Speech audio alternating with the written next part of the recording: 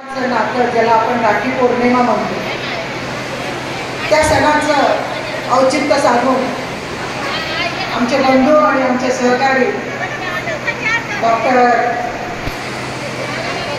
अरविंद भाऊ भातांबरे यांनी जो हा कार्यक्रम आयोजित केलेला आहे, त्या कार्यक्रमाला उपस्थित आणि ज्यांच्या हस्ते आज कार्यक्रमाचे उद्घाटन झालं त्या आमच्या गुरुमाता आदरणीय शर्मिलाताई गुरुबाबा महाराज औषेकर,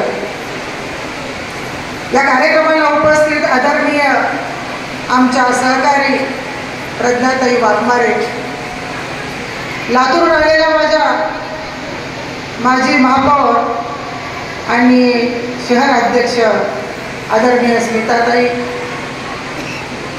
या कार्यक्रमाला उपस्थित या शहराचे शहर अध्यक्ष अजितजी नाईकवाडे, युवा नेते आणि पंचायत समिती मेंबर जे सतत या तालुक्यासाठी धडपडत राहतात, ते आमचे महेशजी देशमुख, जे सतत हनुमंताच्या भूमिकेत राहते, कुठेही कार्यक्रमाला जावा तिथं आमचे सोनू भैया दिसतात, म्हणून मी तुम्हाला आज हनुमंताची भूमिका दिली प्रत्येक ठिकाणी. मी परवा औषध कार्यक्रमाला होते शेषराव पाटील साहेबांच्या इथं, तिथंही सोनू भैया होते. आज ह्या भागाकडे आले तर इथंही सोनू भैया आहेत. त्यामुळे आदरणीय आमचे सोनू भैया आमच्यासोबत आणि जुने सहकारी, आम्ही सोबत काम केलेले आदरणीय चक्रधरजी शेळकेजी, आमच्या जुन्या सहकारी जिल्हा परिषदच्या माजी सभापती आदरणीय बेळेताई, आम्ही जवळून काम केलेलं आहे. आणि ताईचं भाषण आपण सगळ्यांनी ऐकलंच आहे. ताई एक गावची, आपण म्हणतो गावचा तडका वगैरे, तशी आमची ताई आहे. सर्व सामाजिक क्षेत्रातून काँग्रेस पार्टीतून आलेल्या आमच्या सर्व व्यासपीठावरील माता भगिनी, विशेष करून ज्यांचं नाव घ्यावं त्या म्हणजे जे असं म्हणतात बघा, पतीच्या ह्याच्यात मिस बायकोचाच हे असतो, तसा त्या आमच्या आदरणीय भातांबरे वहिनी. आपण तर माझ्या भावाला समाजसेवेसाठी मोकळं सोडलं आणि घराचा सगळं आपण सांभाळताय, खरंच तुमचा अभिमान वाटतोय मला भाऊ. खूप दिवसातून या धावपळीच्या जीवनामध्ये आज कुठं मला रक्षाबंधनला भावाच्या माहेरी आल्यासारखं, कारण अनेक वर्ष या धावपळीमध्ये माहेरी जाता आलं नाही. कधी मुंबई, कधी पुणे, पक्षाचा धुरा खांद्यावर घेऊन फिरत असताना कधी राखी पौर्णिमा होऊन जाते हेही कळत नाही. पण आज खरंच तुमचं मला मनापासून अभिनंदन करावं वाटतं. मी तर असं म्हणायचे की डॉक्टर साहेब म्हणजे फक्त डॉक्टर क्षेत्रातील, पण खरंच हुशार आहेत बरं का. यांना जर निलंग्याचं आमदार केलं तर मागचा 15 वर्षाचा बॅकलॉग भरून काढणार आहे. चुकून या माझ्या माता भगिनीनं भाजपला मतदान दिलं आणि चुकीच्या माणसाच्या हातात त्या निलंग्याची सत्ता दिली. मी येत असताना बघत होते निलंग्याचा विकास, माझे पत्रकार म्हणतोय, मी आजच ऐकलं कालपासून त्यांनी काहीतरी जनसामान्य यात्रा काढलेली आहे. जनसामान्याची यात्रा म्हणजे काय हो? ज्यांचा सत्ता दिल्लीपासून दिल्लीपर्यंत आहे त्यांची ही अवस्था निलंग्याची, हे लातूर येऊन राहतात. मग या माझ्या माता भगिनीच्या हाताला काम कुठे द्यायचं? साधी MIDC नाही इथं.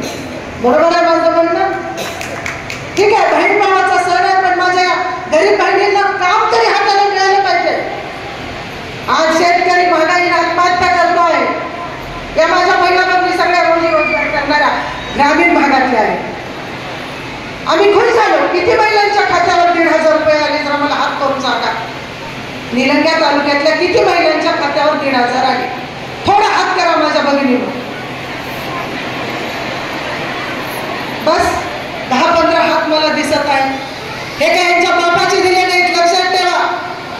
जी गॅस काँग्रेसच्या काळामध्ये 400 रुपयाने होता, त्यांनी ह्यांनी 1100 रुपयाने केला. जी डाळ आमच्या राज्यामध्ये 50 रुपये किलो होती, ती आज आम्ही 200 रुपये किलो आणून खातो. बरोबर आहे माझं? दिवसभर मेहनत करायची, 300 रुपये रोजगार मिळते आणि त्याच्यात फक्त 1 किलो डाळ घेऊन जायची घरी आम्ही. आणि हे नाकुट्याने सांगत हिंडताय तुमचे आमदार बी गावागावामध्ये की जनसामान्यांची यात्रा. अरे बाबांनो, या माझ्या बहिणींच्या हाताला काम मिळालं पाहिजे.